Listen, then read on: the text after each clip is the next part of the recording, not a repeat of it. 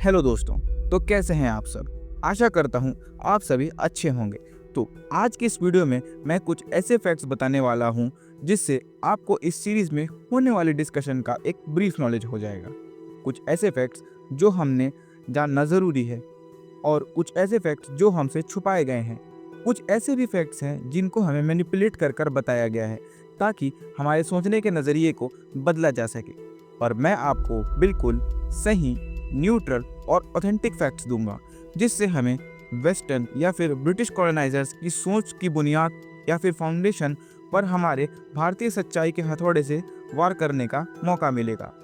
हमें इस सोच को तोड़ने और हमारी सोच को मजबूत करने में 5 एपिसोड लगेंगे। मैं ये तो नहीं कहूँगा कि ये 5 एपिसोड पूरे सच को जानने के लिए काफ़ी हैं, बट सच को देखने के थोड़े करीब और आप ज़रूर पहुँच जाएंगे।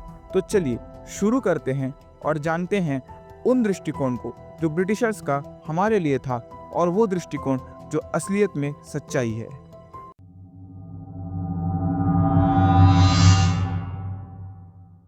तो चलिए मैं आपको एक एग्जाम्पल देता हूँ जिससे चीज़ों को समझना और भी ज़्यादा आसान हो जाएगा। आज भी सभी स्कूलों में एक बेल की आवाज़ पर बच्चे एक ही लाइन में खड़े हो जाते हैं, यूनिफॉर्म पहनकर इंग्लिश में प्लेज लेते हैं और पूरे सिस्टम को डिसिप्लिन के नाम पर ओबीडियंस और साइलेंस सिखाया जाता है। ओबीडियंस का मतलब होता है बात मानने की क्षमता, कि आप किसी अथॉरिटी के द्वारा दी गई बात को कितनी अच्छी तरीके से मानते हैं। साइलेंस का मतलब होता है चुप्पी। इस एग्जाम्पल के बाद सोच कर देखिए, ब्रिटिशर्स चले गए पर क्या उनकी सोच भी चली गई? क्या हम आज भी अपने असली सोच, अपने कल्चर, अपनी पहचान को उनकी आंखों से देख रहे हैं जो उन्होंने हमें दिए थे? हाँ, ये बात सच है कि वो नजरिया आज भी नहीं बदला।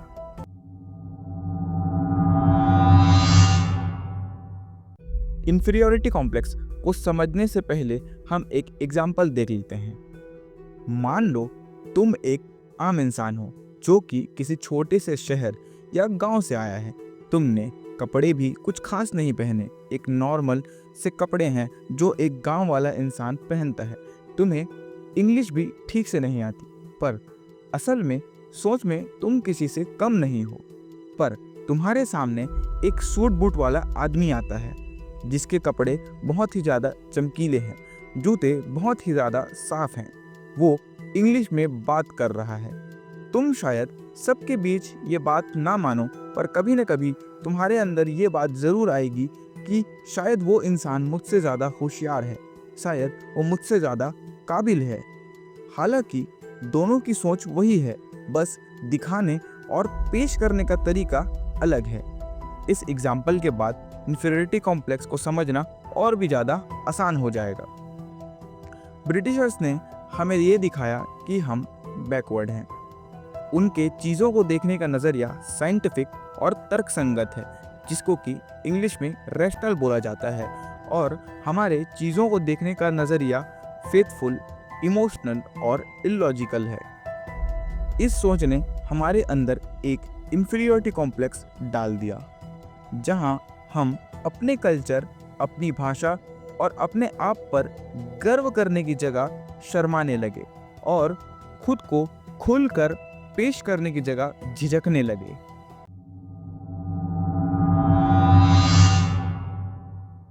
चलिए हमारे पुराने सिस्टम को जानने और ब्रिटिशर्स के एजुकेशन पॉइंट ऑफ व्यू को देखने से पहले एक एग्जाम्पल को देख लेते हैं जो कि हर बच्चा कभी ना कभी महसूस ज़रूर किया होगा। मान लीजिए अगर कोई बच्चा अपने माँ बाप से कहता है कि मुझे डांसर या म्यूजिशियन बनना है, तो माँ बाप उसे जवाब में कहते हैं कि म्यूज़िक और डांस अच्छा है, पर पढ़ाई ज़्यादा ज़रूरी है।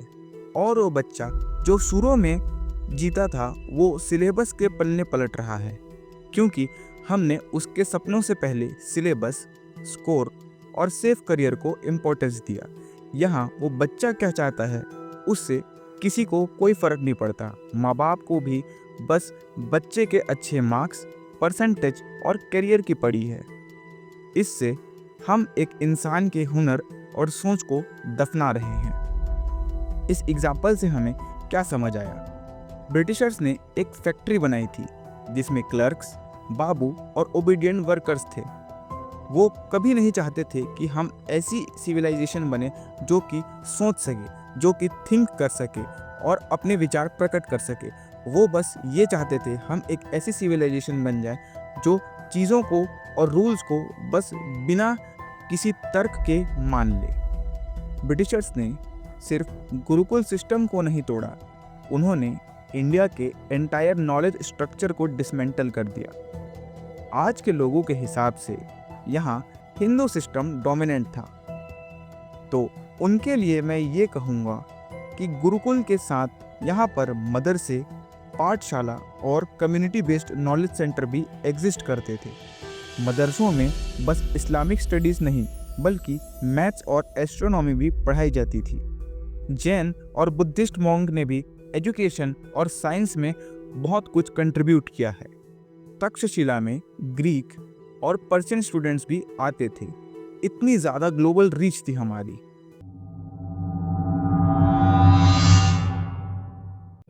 हम साइंटिफिक नहीं हैं, ये वेस्ट का कहना था, बट उससे पहले कुछ ऐसे एग्जाम्पल ज़रूर देख लिए जाएं जिससे हम और आप बहुत ज़्यादा फेमिलियर हैं।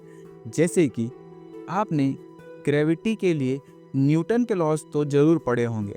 आपको इस लॉ को पढ़ाते टाइम ये ज़रूर बताया गया होगा कि न्यूटन ने ग्रेविटी की खोज की थी। हम जब मैथ्स पढ़ते हैं तो उसमें पाइथागोरस थ्योरम ज़रूर पढ़ते हैं। एवोल्यूशन की थ्योरी की जब बात आती है तो हम डार्विन को ज़रूर याद करते हैं जिसने ये थ्योरी दी थी। अर्थ की बात हो और गैलीलियो और कोपरनिकस का नाम ना हो, ऐसा तो हो ही नहीं सकता। पर मैं अब आपको एंशिएंट इंडिया के कुछ साइंटिफिक फिलोसोफर्स और उन लोगों के बारे में बताऊंगा जिन्होंने इन सब थ्योरी पर बहुत ही पहले अपने थॉट्स रख दिए थे। स्कूल में पढ़ते समय ग्रेविटी के टॉपिक आते ही न्यूटन की बात होती ही है, बट हमें ये नहीं बताया जाता कि भारत की कन्नड़ ऋषि ने गुरुत्व का कॉन्सेप्ट 2000 साल पहले ही दे दिया था। तो सिर्फ हम न्यूटन को ही क्यों याद रखते हैं? पाइथागोरस थ्योरम पढ़ने समय हमें ये क्यों नहीं बताया जाता कि बौद्धयान ने ये कॉन्सेप्ट पाइथागोरस से 300 साल पहले ही दे दिया था। डार्विन की एवोल्यूशन थ्योरी जब स्कूल में सिखाई जाती है तो हमें उससे पहले ये क्यों नहीं बताया जाता कि आचार्य कपिल ने सृष्टि के विकास और कॉन्शियसनेस पर इनसे पहले ये थ्योरी दे दी थी। और पृथ्वी के ऊपर जब भी बात होती है तो गैलीलियो और कोपरनिकस का नाम तो ज़रूर आता है, पर हमें आर्यभट्ट और भास्कराचार्य के बारे में कभी नहीं बताया जाता, जिन्होंने इनसे काफ़ी पहले ये बता दिया था कि पृथ्वी घूमती है। इन सब के बारे में हमने कितनी बार सुना है। आज के डिजिटल एज में हम सब कंप्यूटर यूज़ करते हैं और हमें ये पता है कि कंप्यूटर एक बाइनरी कोड को समझता है। आप लोगों को शायद ये बात पता नहीं हो कि पिंगाला नाम के इंडियन स्कॉलर ने इस बाइनरी का फाउंडेशन दिया था, जो कि छंद शास्त्र में मिलता है, जिसको कि अप्रॉक्सीमेटली 2500 साल पहले लिखा गया था।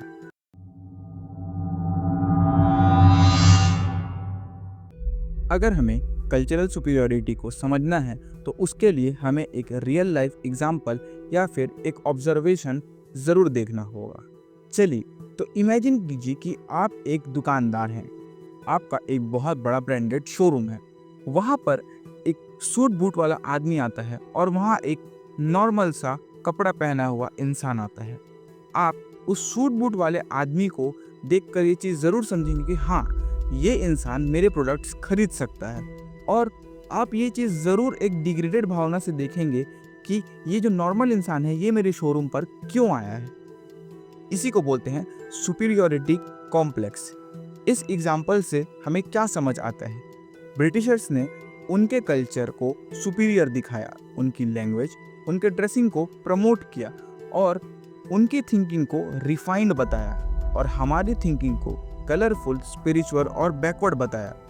अगर मैं कल्चरल पर्सपेक्टिव से किसी मॉन्यूमेंट की बात लूँ तो खजुराहो कोणार्क और मीनाक्षी टेम्पल, ये सब हमारे सिविलाइजेशन के पीक एग्जाम्पल्स हैं। भारत में टेम्पल्स में म्यूजिक, स्कल्पचर, लिटरेचर और आर्किटेक्चर सब कुछ एक साथ मिलता है। तो रिफाइंड सिर्फ वेस्ट था? अब जरा सोच कर देखिए इस सवाल पर।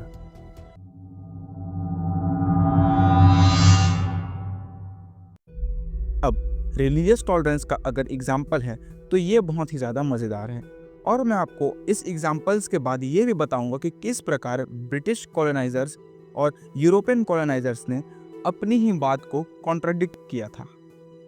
तो चलिए पहले मैं आपको उन एग्जाम्पल्स को दे देता हूँ जिसकी मैं बात कर रहा था। तो आपने ये उस समय पहले ज़रूर सुना होगा कि बांग्लादेश में हिंदू माइनॉरिटीज़ के ऊपर किस प्रकार से जुल्म हुआ। दूसरा एग्जाम्पल, अगर आप इजराइल की न्यूज़ को कंटिन्यूएशन में सुनते हैं तो आपने ये ज़रूर सुना होगा कि वहाँ की मुस्लिम पॉपुलेशन के ऊपर किस प्रकार से डिस्क्रिमिनेशन होता है। इसकी वजह से वहाँ के मुस्लिम पॉपुलेशन को काफ़ी कुछ सफ़र करना पड़ता है। इंडिया में भी आज के डेट में कई ज़्यादा हिंदू मुस्लिम दंगे देखे गए हैं, पर अगर मैं आपको इन सब चीज़ों में एक कॉमन बात अगर नोटिस करवाऊँ तो वो ये चीज़ है कि जिन भी देशों की बात मैंने अभी की, ये सब एक समय पर ब्रिटिश की कॉलोनी हुआ करते थे। तो आप समझ सकते हैं कि इन सब का असली जड़ कहाँ से है। अब इस एग्जाम्पल के बाद मैं आपको ये बताता हूँ कि वेस्टर्न और ब्रिटिश कॉलोनाइजर्स ने अपनी बात को किस प्रकार से कॉन्ट्राडिक्ट किया था। यूरोप में एक टाइम पर रिलीजियस इंटॉलरेंस इतना ज़्यादा था कि लोग लोगों को जिंदा जला देते थे। हमारे एंशिएंट टाइम में भारत में चारवाक और वेदांतिक स्कूल ऑफ थॉट एक ही टाइम पर एग्जिस्ट करते थे। अब आपको लगेगा कि चारवाक और वेदांतिक फिलॉसफी में फ़र्क क्या है। चारवाक एक एथियस्ट फिलॉसफी है जो कि नास्तिक दर्शन है, और वेदांतिक एक थीस्ट फिलॉसफी है जो कि एक आस्तिक दर्शन है। बात अगर रिलीजियस टॉलरेंस की है तो यहाँ पर बुद्धिज़्म, जैनिज़्म, शैविज़्म, सूफिज़्म हर एक धर्म को अपनी जगह मिली है और ये यहाँ पर ग्रो भी किए हैं। तो रिलीजियस टॉलरेंस हमसे सीखने की बात थी या हमें सिखाने की बात थी, ये सवाल आप पर है। और अगर आप मेरी बातों को समझ पा रहे हैं तो आपको ये चीज़ ज़रूर क्लियर हो गई होगी कि ये सब प्रॉब्लम जिससे आज बहुत से नेशंस गुजर रहे हैं, ये सब इन ब्रिटिशर्स की देन है।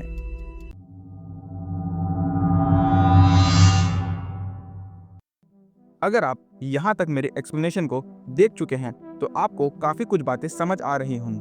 आप सोच पा रहे होंगे कि हमारी असलियत और हमारी सच्चाई को छुपाने में ब्रिटिश कॉलोनाइजर्स कितने हद तक सफल हुए हैं। हमें इस सोच के बैरियर को तोड़ना होगा और हम इसे तोड़ भी सकते हैं। किसी भी बिल्डिंग को बनाने के लिए उसके फाउंडेशन का मजबूत होना बहुत ही ज़्यादा ज़रूरी है।